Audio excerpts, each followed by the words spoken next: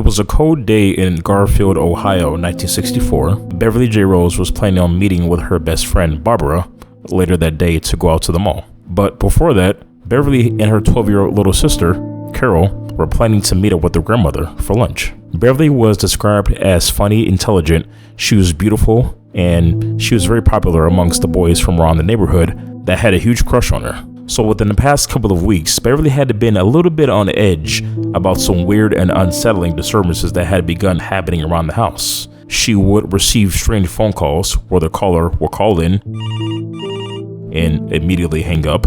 She would receive a present outside of her backyard, unsigned, specifically to Beverly. And the most disturbing of all was when her dad came home from work one night and spotted someone outside of Beverly's bedroom. Beverly's dad chased the man, but he managed to escape. These strange events, of course, made her very paranoid. Anytime she went to the house, she would lock the door behind her and call to check in with her parents. Beverly's parents left for work earlier that morning, so she, along with her sister, got up, got dressed, and headed off to their grandmother's house around 10:30 a.m., just before lunch. Beverly would stay there for about half an hour because she told her grandmother that she needed to meet up with her friend Barbara, whom they were going to meet up with their other friend, Margie, at her house, and then the trio would head off to the mall. A next-door neighbor noticed that Beverly was walking towards the bus stop to head back home, so he had offered to give her a ride back. Beverly, who was probably freezing at this point, smiled and said yes. So the young man pulled up in his car and they headed towards Beverly's house. She arrived home shortly just before 12:30 p.m., so she got inside, settled in, and heard a phone call coming from the kitchen. She picked it up and there was a woman on the phone. She was calling to inform Beverly that her mother's necklace from a department store had been fixed. Beverly understood this, so she called her mother soon after to pass along the message. After that, she heard the phone ring again, and this time it was a man's voice on the other line. It was a voice that she didn't recognize, asking for her father. Hi, my name is Steve Stackowich. I'm looking for your father. Is he home by any chance? Beverly said no because her father was at work and that she could pass along the message. No, you know what? That's fine. I can always call back later. And then the call ended. Sometime around 1:15 p.m., Beverly's grandmother called to make sure that she made it home safe and that everything was okay. Beverly at this point was kind of in a hurry at this point and sounded rushed because her friend Barbara was at the door. So she told her grandmother that everything was fine, hung up the phone, and got ready. Barbara had actually been running late. She got dropped off at Beverly's house around 1:25 p.m. by her mother. So she walked up the steps, rang the doorbell multiple times, but there was no answer. She heard loud classical music playing around the house, as well as a loud thud, as if someone was moving furniture around the house. Barbara would soon leave after waiting for a while, assuming that Beverly was mad at her for being late. When her two friends did not show up at Margie's house, she called Beverly. When Beverly did not answer, she called her grandmother, who then she got Beverly's father to leave from work, go to the house, and check in on things. 3 hours later, between 4 o'clock and 4:30 p.m., Beverly's dad arrives home, parks his car outside, and heads inside. The house was unusually quiet and he knew something was off. So he started making his way to Beverly's room, and once he got inside, his 16-year-old daughter, Beverly Jarosz, was dead. She had been stabbed multiple times.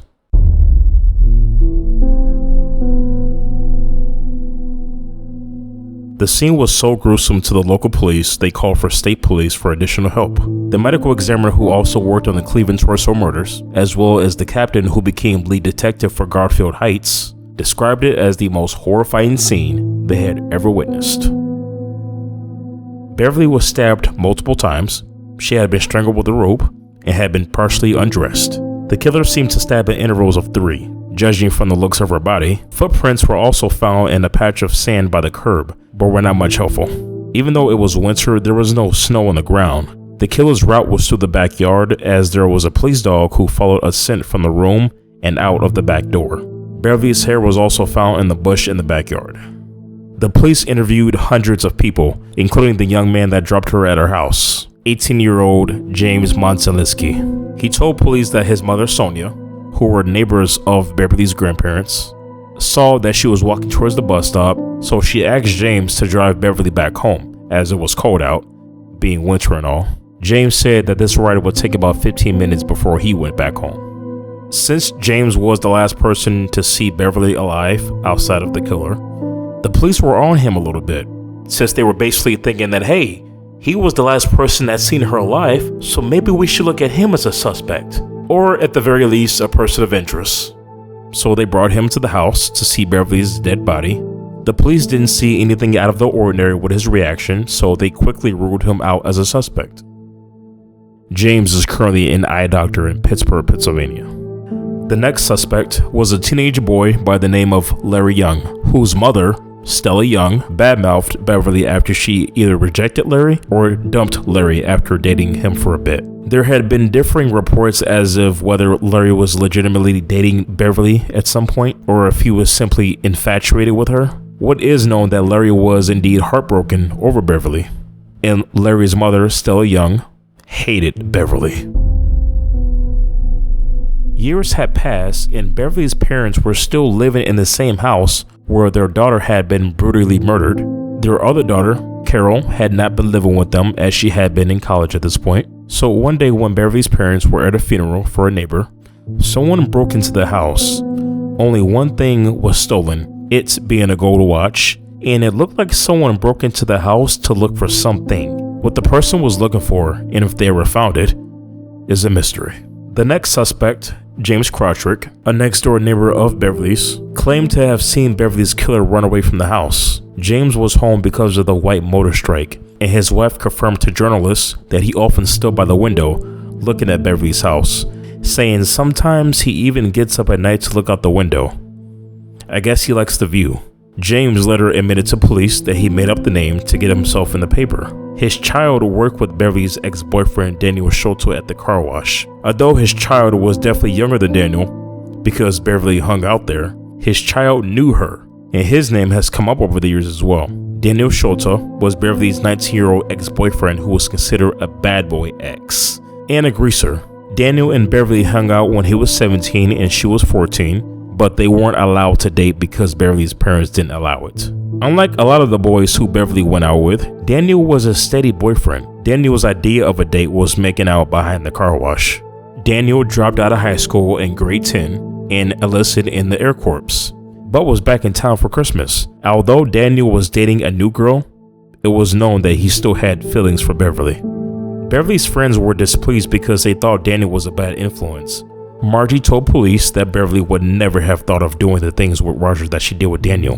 Daniel hung out with the wrong greaser crowd, trying to imitate James Dean, who was an American actor in the 1950s. In 2005, so about 41 years after the murder, Daniel refused to talk to the police and ended up moving to Israel.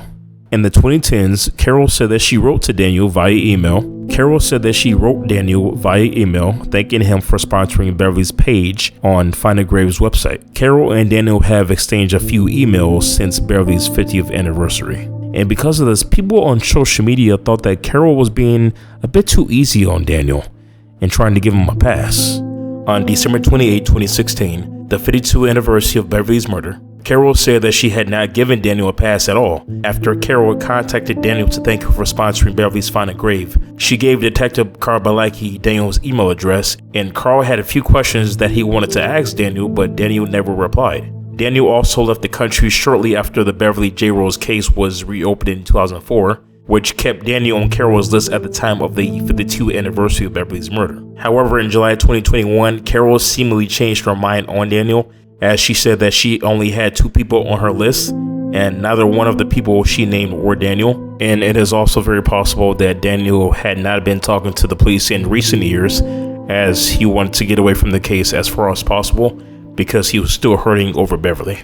The next suspect, Roger McNamara, Beverly's 19-year-old boyfriend at the time of her murder, described as a straight-laced conservative college student, so quite the opposite of her ex-boyfriend, Daniel, Roger claimed to have been homesick when Beverly was killed. Just like Daniel, it seemed that Roger had a weak alibi, but passed the lie detector test that he was given. Roger was reportedly at a party the previous night, which was at Beverly's house, so it does not seem unlikely that they had been on bad terms the following day, unless Roger went to the party and acted like everything was fine that day as a cover story. And just a side note that he did also pass his polygraph. The next suspect, John Paulian, Beverly's 19-year-old neighbor, who lived 2 houses of the Jarosz household. He was stated to have an eye for Beverly by neighbors and admitted that he would spy on Beverly sunbathing in her backyard. He was also home alone, so there is no one that can vouch for him. He was stated by classmates to be shy, so it's very possible that he was the one who left the anonymous gift for Beverly because he didn't have the balls to speak to her directly. Moreover, Palin did not pass a lie detector test, as his was inconclusive, and according to a co-worker, was asking how to pass one. And according to some theories, it's believed that John wasn't guilty because Beverly most likely would have had the doors locked at this point. She wasn't very familiar with him, so it would have been hard to see Beverly being comfortable enough to let him inside of the house, as she was very skeptical of men and knew she had a stalker. The next suspect, Bruce Bielek, a 21-year-old college student living directly behind the Jarosz household in 1964.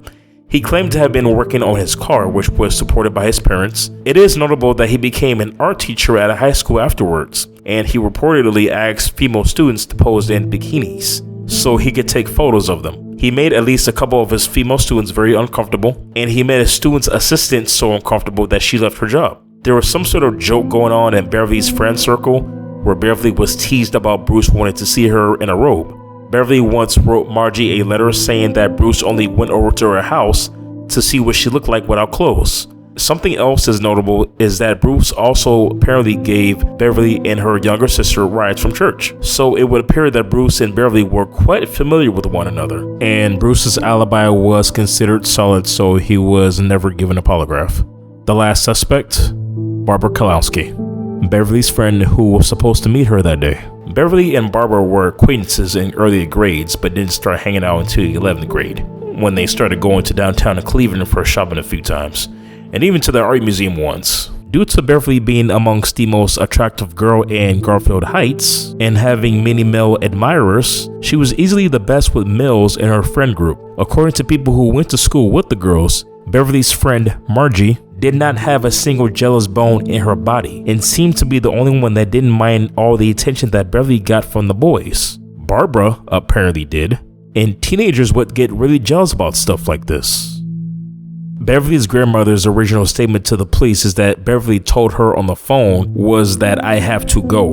But then in her statement of January 4th or January 5th of 1965, her grandmother then stated that Beverly told her on the phone that Barbara was at the door. Regardless of if Beverly indeed specified that Barbara was at the door, it seems that Beverly's grandmother thought that Barbara did it. Her father, Thaddeus Jarosz, said that he differs with Oregon's belief about Beverly's killer, as Oregon was sure it was a male and Thaddeus thought it was a female. She is being shielded from arrest by relatives, said Thaddeus.